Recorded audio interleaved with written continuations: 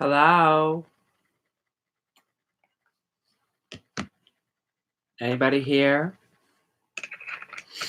Anybody in here? Anybody here? Anybody here? You know, Lunar Wisdom. Lunar Wisdom loves me. Can you shut the fuck up? We gotta turn that shit off. This video is not gonna be monetized. I'm sorry. But update on that. A bunch of my other videos that couldn't be monetized were monetized. So sorry on this one. No pennies for me to make. I actually got criticism on that. Some troll was all like, oh, you know you have to beg for money on YouTube. I don't beg for anything.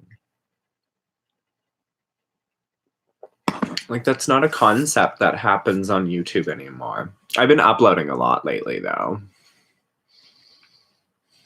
I go, like, 2 months without uploading anything, and then boom! Right in your face. Right? I know my hair is, like, blue. I think this was a horrible mistake. It's supposed to be silver, but it's very blue. And I'm like, oh, uh-oh. So I guess we'll see what happens. Is this thing even on? There we go. Okay. So I wanted to talk tonight about this book. Aren't you guys excited? I want to talk about this. But I wanted to talk about a couple other things first. Because, like, what are we doing here, right? Like, we're going to talk about a few other things. First, I need an iPad. Because Lunar Wisdom asked me a question. And I couldn't fathom an answer. So I decided we, as in me and you guys, would talk about this live. I was going to do a bunch of separate little videos, but I don't know. I couldn't, like, I would go to record the video and it wasn't working. It wasn't working. It just, the words, the thought process, everything, nothing was working. I was sad and miserable and angry and nothing was working. So I tried to make up, like, it was like 4 different videos and I was like, no, I give up. I'm done. I quit. So she asks, because she was watching one of my videos, she says, so what happens if your reality overlaps someone else's reality? Which reality is true then? Well, I'm gonna get philosophical with you for a minute, because what even is reality? Who defines reality? Do you define reality?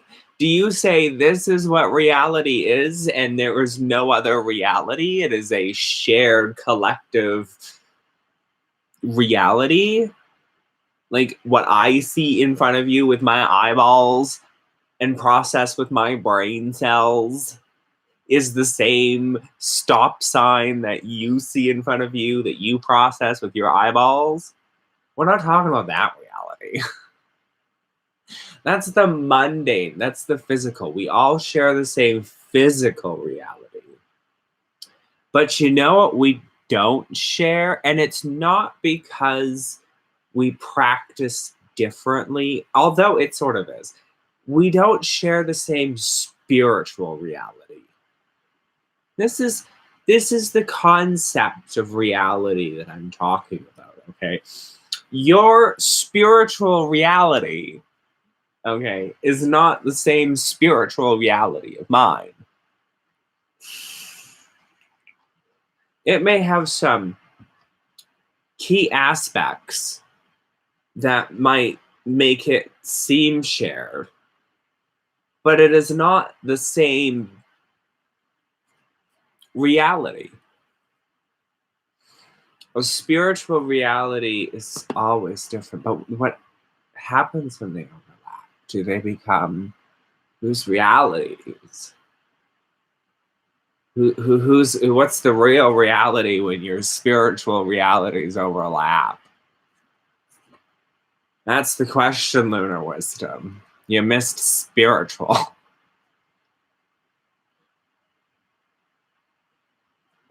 Allow me to tell you. Then it becomes a shared reality. A shared spiritual reality where you each still have your own core principles and beliefs, but you share a common reality because of the spiritual overlap. That is what happens.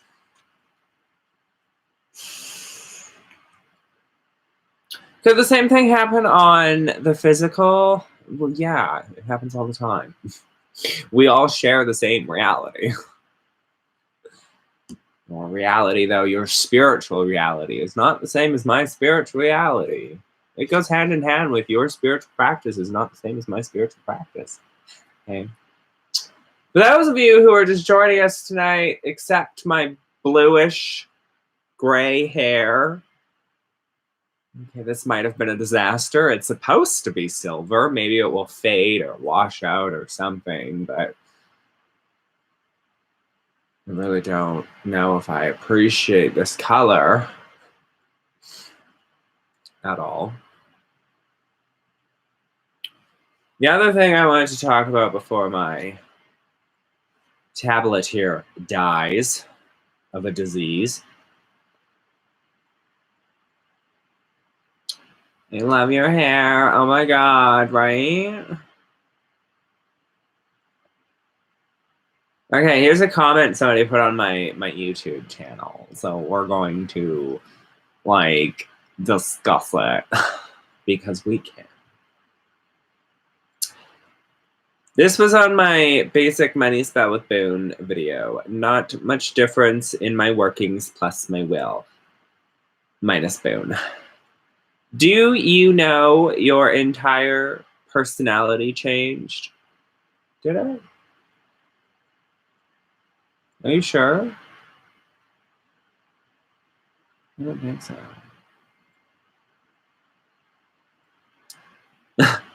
Seriously, though, I have a question. Why work through another entity when you can do the same spell without it? Does it make it faster? Does it feel different? Let me ask you a question. Why do magic at all for a job when you could just go out and apply for a job? I mean, you're already out there applying for the job. Why do a spell? Is it going to make it go any faster, any better?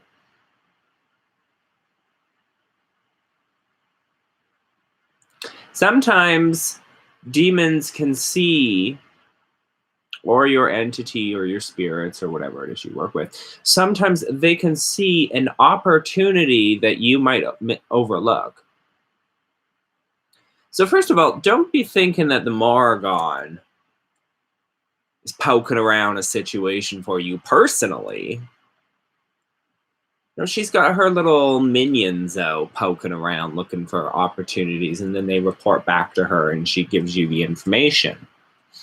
That's the same thing with demons. They send their legions, their spirits, they send them out to, do the things that they need to do.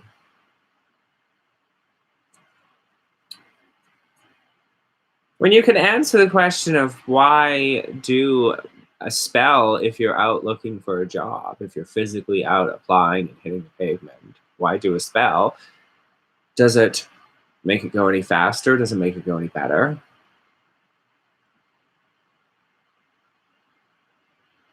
Right? It's not about worship. You're not worshiping your deities. You're not bowing down and saying, oh, almighty deity, save me. Save me from my wicked, wicked ways. Lord, have mercy on my soul. Right? Like, we're not, I don't know. Some of you might be. Some of you literally might be worshiping your deities like a good Christian worships God.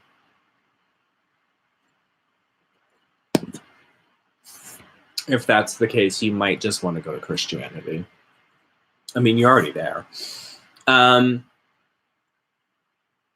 So when it comes to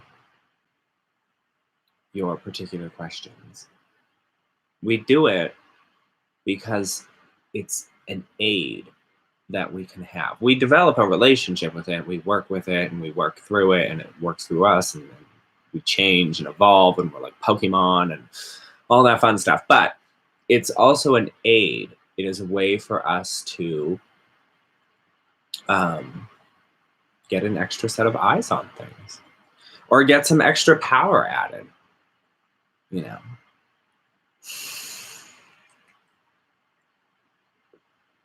Okay. The other question that was asked on here. I have an issue with money spells. Money won't appear in thin air. It circulates. It will be taken from someone else to end up to me. The problem is it might be taken from someone who is poor and needs it. We can't control that part. What do you think? Well, I'm glad that you asked that question. I really am. I appreciate all of your questions and all of your fun, jazzy, snazzy snaz. You just snatch my wig every time. First of all, that's not how magic works. I hate to break it to you, but I think you're a little misinformed on how the art of witchcraft works. What you're describing sounds akin to Charmed, where everything is, don't do it because of personal gain, don't do this because of personal gain, personal gain, personal gain. And they showed plenty of episodes where the girls would do something and a poor person would lose out, or somebody who wasn't as privileged, as we would call it today, as them would lose out, or something would just go awry or wouldn't work or whatever. And it's very important to understand that, as I've stated a billion times before, witchcraft is not Hollywood fiction, okay? So it's not that it's going to manifest out of thin air. It's that an opportunity for you to manifest that money may appear quicker. Here's an example. Maybe you're out of work and you need $150 for groceries or something. I don't know what you need $150 for, but you need it. You need it tomorrow. You need it, like, you need it. You will die without it. Like, it's just, you need it now or the world is gonna end. Like, you need this money. Like, give me this money. So you are just begging and pleading and screaming into the spiritual world with your magical spells.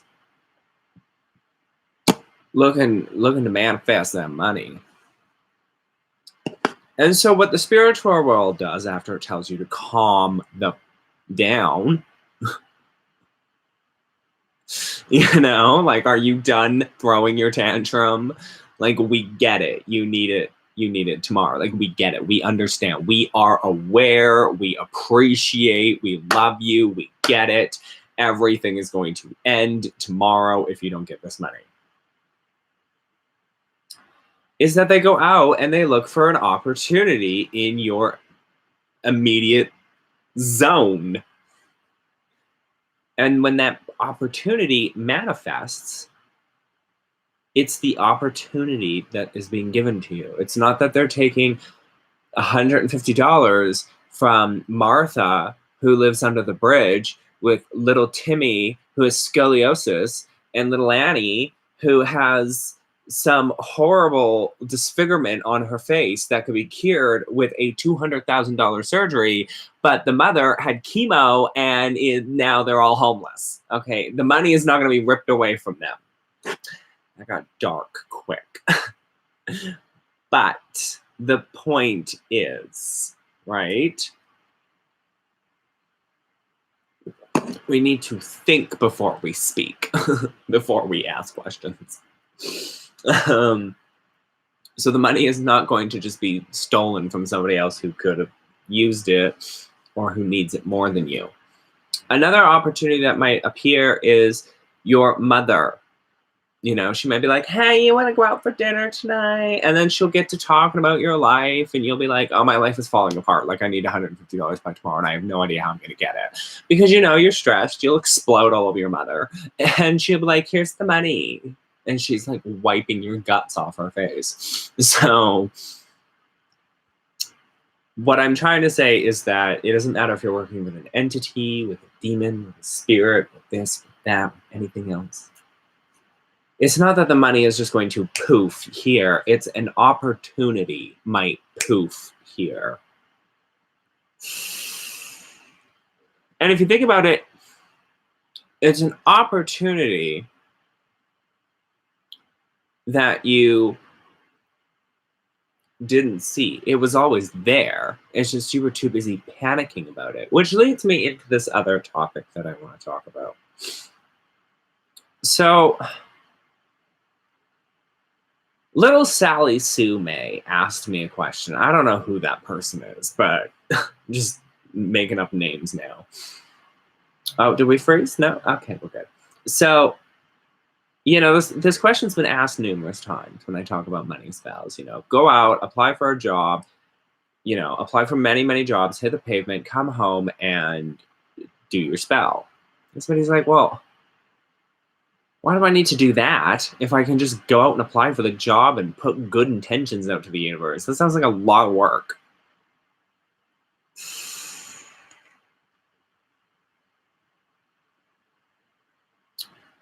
I think we're in a conspiracy. And that word alone just demonetized this video.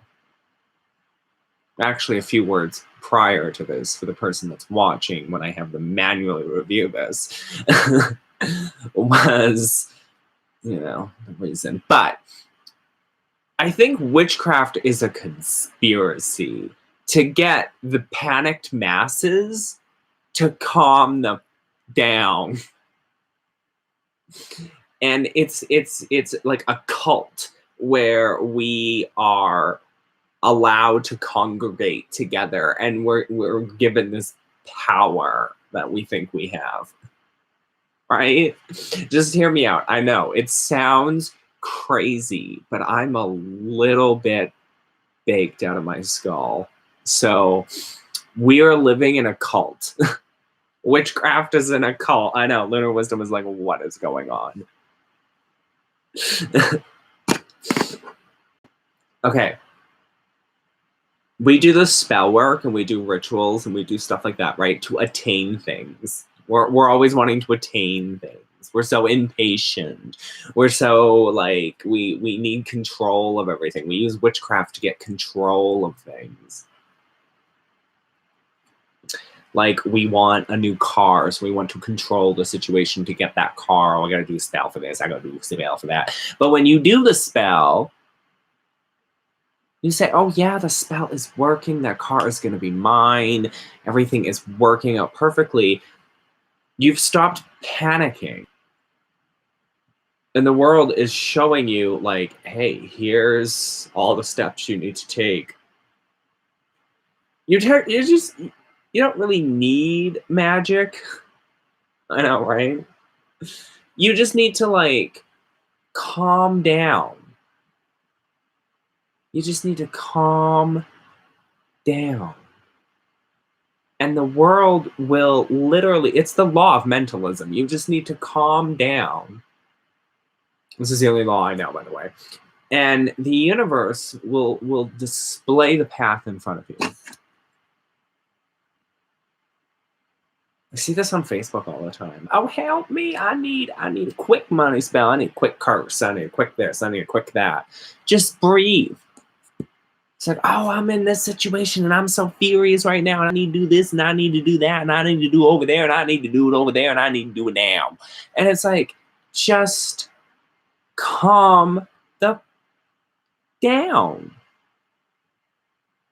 Okay? Okay, little Sally, calm down.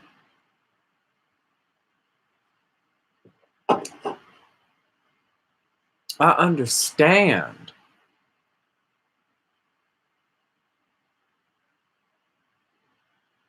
I'm so confused. And when people start to calm down, I will feel happy.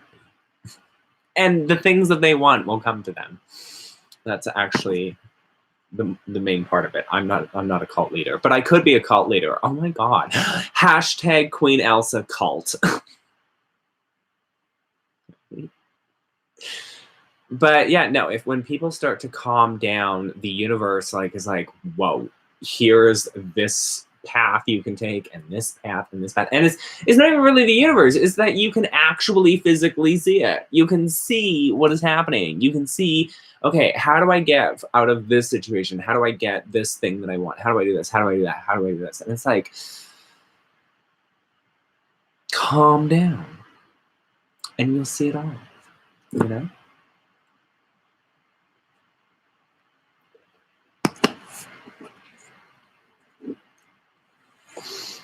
You have to grow that magic. Okay, so I want to talk about the actual topic tonight. This is not the Key of Solomon book that I've always thought it was.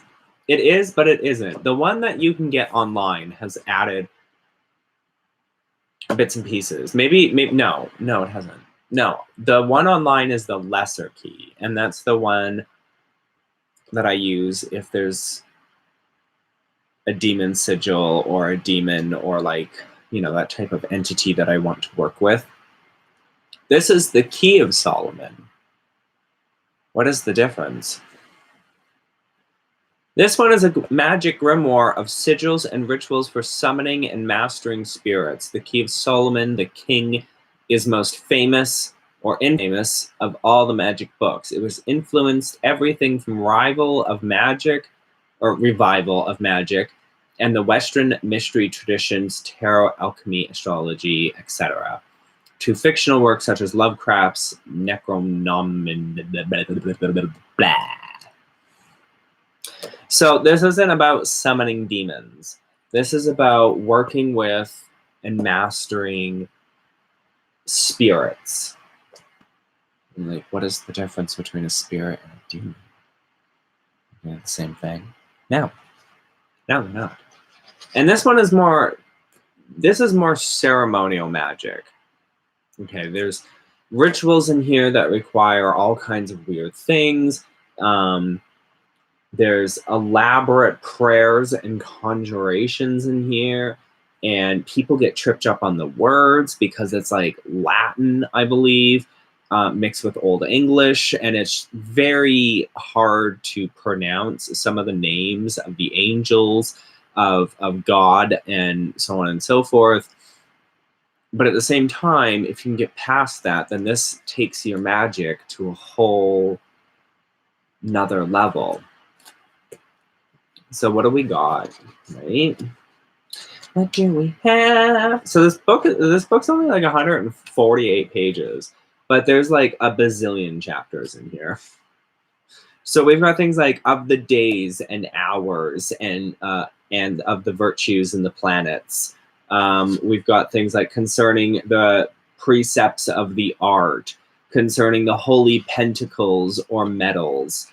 We've also got things like concerning the baths and how they are to be arranged. This is the definition of a deeper occult understanding, as well as a deeper understanding into ceremonial magic. I bet you anything, Ravenways probably has this book in some form or fashion and has probably read it and probably used it to conjure all kinds of evil, nasty things. But that's the thing. This doesn't really conjure evil, nasty things. Where can I get that one? I picked it up at my bookstore, but you can find it on Amazon and eBay, and I'm sure Facebook Marketplace probably has this book somewhere, but they're probably going to make you go to their house and physically pick it up, and that's just a waste of everyone's time. So just buy it on Amazon. I purchased it for $35.95 Canadian, but, God knows what you people will pay. There's a spell in here on how to render oneself invisible. Make a small image of yellow wax in the form of a man in the month of January and in the day in honor of Saturn. And at that time, write with a needle above the crown of its head or upon its skull, which thou shalt have adroitly the skull in proper position. Like, this is intense. Right? Like, this is the type of stuff that you're talking about. Now, it says to do it in January and in the day and hour of Saturn. Well, what if you need to be invisible right now? Oh, it's not January, it's November. How to make magic garters to hinder sportsmanship. And then we've got things in here like these pentacles. See these pentacles? You see those pentacles? Those don't look like pentacles, do they? But they are pentacles. One of them is the fifth pentacle of the sun, in serveth to invoke those spirits who can transport thee from one place unto another over a long distance in a short period of time. You would essentially use this one here. You'd use this pentacle to conjure the spirits to help you traverse faster over a long distance in a short period of time. So in other words, you're basically conjuring up a plane ticket.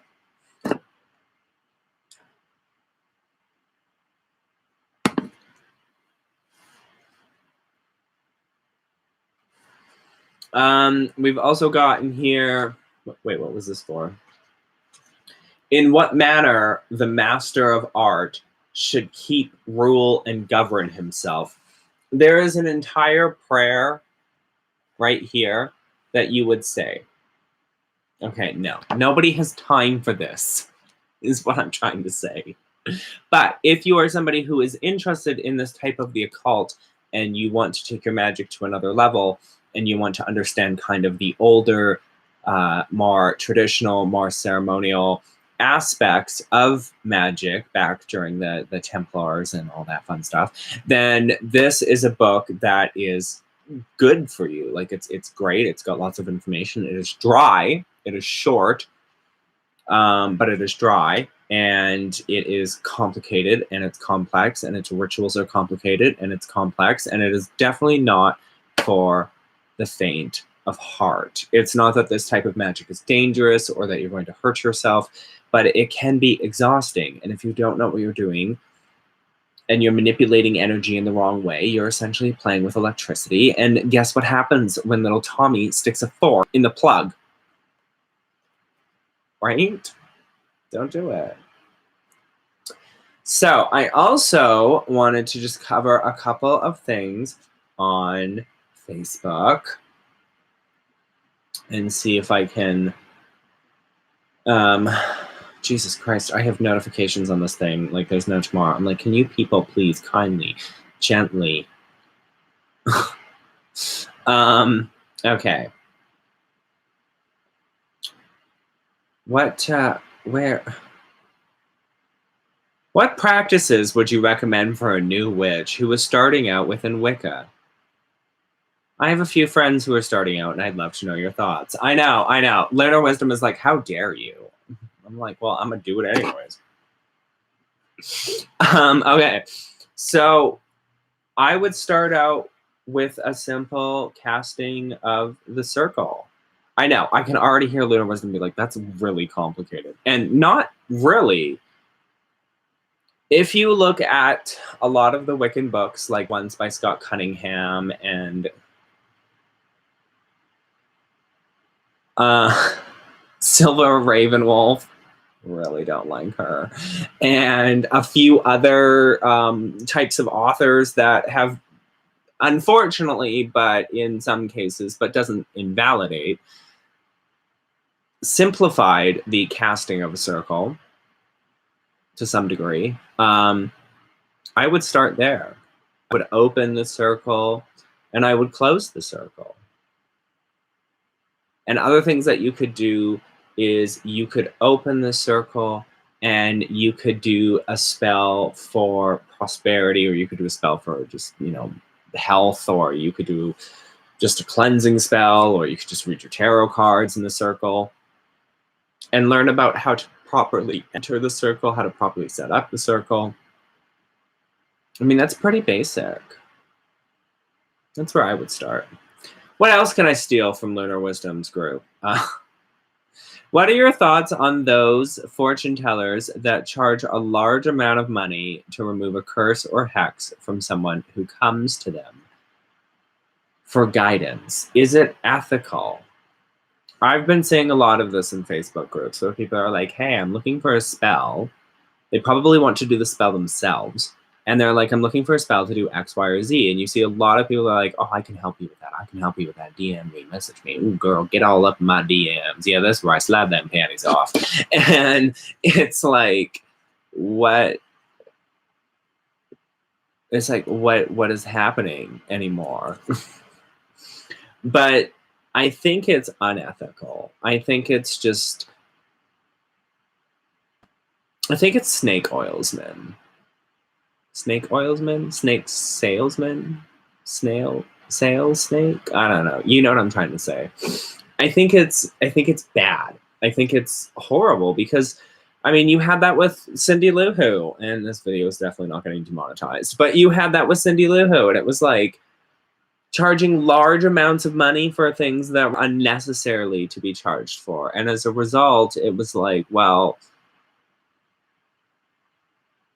and then you get other people that are like, that will charge huge amounts of money just to do a tarot card reading. Like, how much is a tarot card reading? Think about it. How much is a half an hour session? I know some of you are like 50, 60. It should be something like $10. Like, what do you need to charge so much money for? Oh, I gotta make a living. I gotta do this. I gotta do that. Get a job. Like, you come on YouTube, you've been here for 6 months, and you want to charge $75 for a tarot card reading when you've blatantly told me you've never read them before, but now you suddenly have 13 years of pretend experience? Like, honey, calm down, back up, and relax. Because I got some bones to pick with you, Cindy Lou Who. But yeah, so I find it unethical and I find it horrible. I find people just being even like, oh girl, give me $75 and I will give you the best uncursing, unhexing, or I'll give you the best cursing and hexing spell because I've got the best. And the best is gonna cost you. I could just do it myself. Now, maybe you're not a witch. I know Lunar Wisdom's waiting for the other side of that coin to flip. Maybe you're not a witch.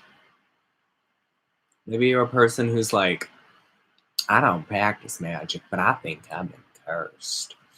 And you charge them $75 and they're poor and they give you $75 and you give them this elaborate, expensive ritual to do.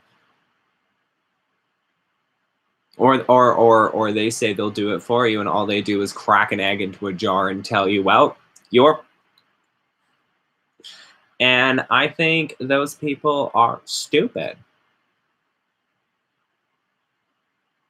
I think it's unethical. I think it's rude. I think it's horrible. I feel bad for those people. Because they're not real. They probably went and Googled some spell and charged you $75 for it. Now I'm not saying there aren't real witches out there who are charging what they deem as appropriate for their craft. I'll give you an example. The Blue Witch, I think her prices are pretty pricey, but she's authentic. She's real. Her craft is real. But then you get these other witches whose craft isn't real. And they charge in all kinds of dollars.